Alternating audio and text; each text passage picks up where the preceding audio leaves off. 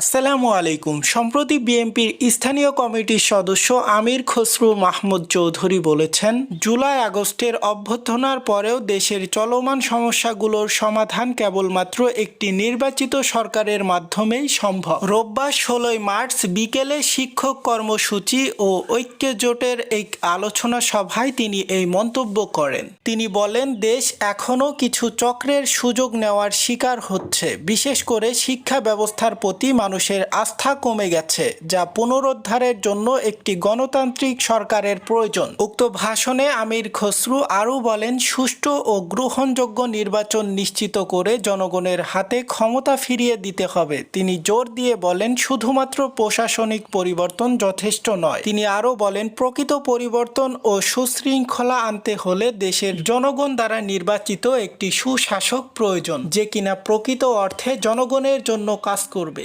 অতঃপর তিনি এ সকল অভিমত প্রকাশ করে তার সংক্ষিপ্ত বক্তব্য শেষ করেন। সো হেই বন্ধুরা, আপনারা দেখছেন এইচএ গ্লোবাল নিউজ, সাথে আছে আমি হুসাইন আহমেদ। সকল আপডেট সবার আগে পেতে আমাদের চ্যানেলটি সাবস্ক্রাইব করে আমাদের সাথেই থাকুন। সকলকে অনেক অনেক ধন্যবাদ।